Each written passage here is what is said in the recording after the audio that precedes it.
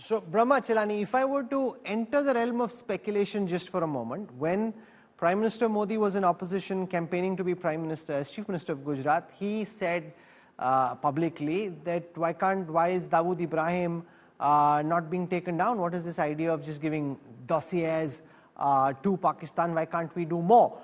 We know that the likes of Ajit Doval, the National Security Advisor, again, he hasn't spoken when he's been in government, obviously, but while in opposition, advocated taking down terrorists and being far more proactive than our government had been in the past. Manohar Parrikar, when I interviewed him, spoke of using a thorn to take out another thorn. So one of the reasons why this is being said or looked at is because this government has been far more aggressive in its posture against terrorists than the government of Dr. Manmohan Singh. You have to distinguish rhetoric from action. Mm-hmm. Has, under Modi, India done any hit job? Are the terrorists based in Pakistan still thumping their noses at India? There are more than 100 UN-designated terrorists based in Pakistan. Several of them are wanted in India for hundreds of murder. For example, Hafiz Saeed is wanted for the 2008 Mumbai massacre. What has India done to Hafiz Saeed or Masood Azhar or Dawood Ibrahim or name any other prominent terrorists? I mentioned earlier that Hardeep Singh Nijjar was a little-known terrorist in India. If India has done nothing against the well-known, most wanted terrorists, you think India would have gone after Hardeep Singh Nijjar? And what is the basis of Trudeau's allegation? The police have not arrested a single suspect. They have not even found the car in which these killers escaped after killing Nijjar. There is no police statement of any kind. He's relying on inputs from intelligence.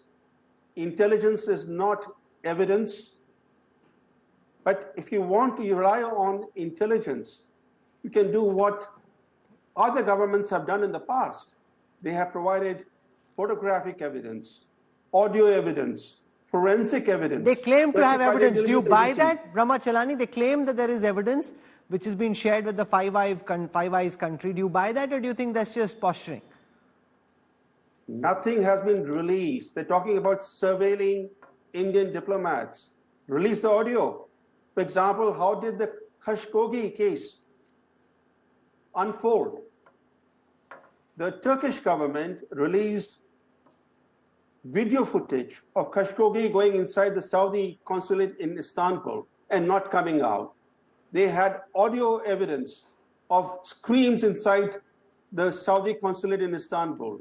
They provided clear evidence of Saudi Arabia's hand in the murder and disappearance of Khashoggi. I can name several other cases, famous international cases, where clinching evidence has been provided. Here, not even an audio has been released. See, when you rely on intel, you're basically getting into a spy game. Because what intelligence agencies do is they collect evidence, not collect information, not evidence, and the information is processed and tailored to advance the geopolitical interests of a country. Now, for example, in the present case, what they're calling credible allegations, look at it. They're not even calling it evidence. That's Trudeau's own words. Credible allegations, as if allegations can be credible. Allegations are allegations. There's credible evidence, but not credible allegations. And there is no evidence of any kind. Okay. So, but I think it's important to keep in mind one thing that about hit jobs, that when he stood up in Parliament, Trudeau, and mourned the death of this, what he called Canadian citizen, actually a dreaded international terrorist fugitive, and he offered condolences to Nijjar's family. That same Prime Minister last year celebrated publicly the US assassination of al-Zawahiri, saying it's a step toward a safer world. Same guy. Just look at his stunning hypocrisy. Al-Zawahiri was an old man, retired terrorist, of no threat to anybody, He was taken out by the Americans because Biden wanted to show that he's a tough leader after the debacle in Afghanistan, in surrendering Afghanistan to the Taliban. But here is Niger.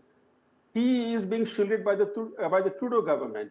He's a threat to India. He's a threat to Canadian security. And yet, when he's dead, Trudeau sheds tears in Parliament. The guy's hypocrisy is appalling. Now, Navdeep Suri, from a diplomatic lens, how do you respond to the overwhelming majority that seems to suggest that India should go out, in fact, and take down terrorists? Now, this is the kind of thing you never admit to, never accept publicly, legally, and yet at this moment, this growing desire to do what Israel or the United States do.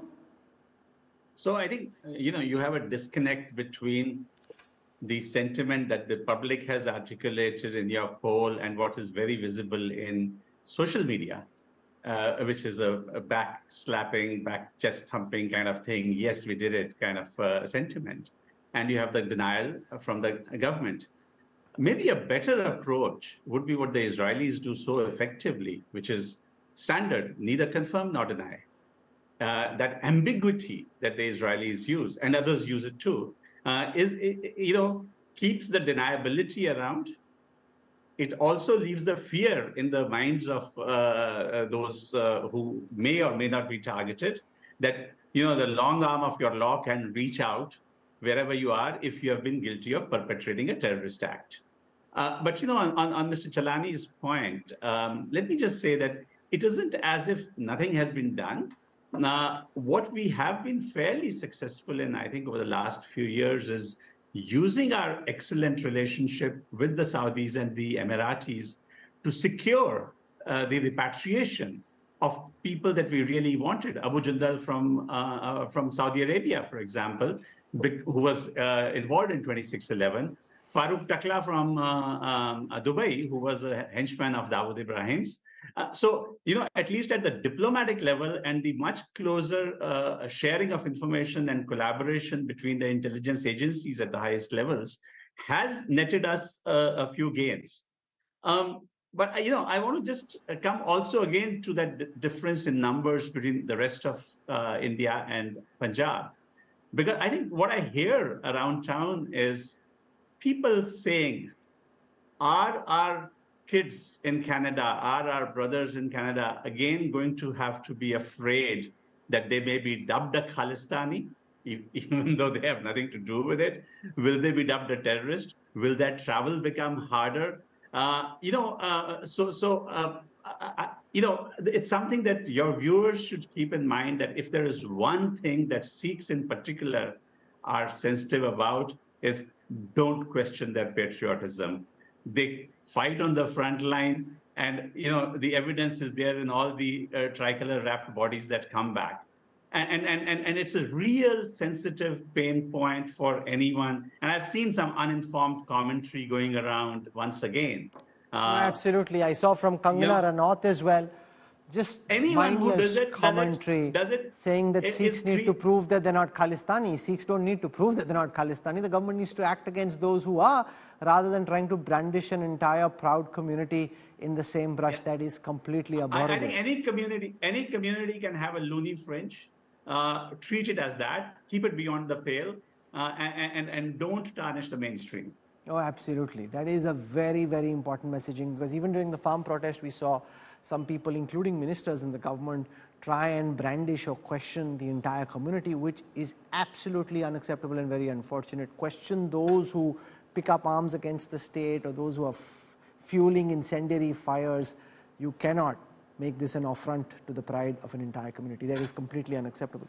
Are Indian diplomats in Canada safe? Here are the responses. 54% say yes, they are safe.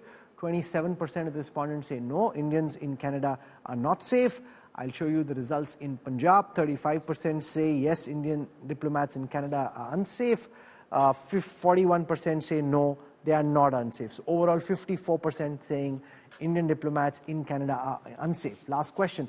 Are good relations with Canada now impossible? 37% of the respondents say it's impossible. We can't possibly have good relations with Canada. 39% of the respondents say no, it's still possible to have good relations with Canada. And that is where I wrap up this week's Political Stock Exchange. Very, very timely, this data set from Yashwant Deshmukh and his team at C-Voter, because you've got your opinion and now you've got a lot of data with which you can judge and weigh that opinion in terms of whether it is in consonance with the national mood or the mood in Punjab or at variance.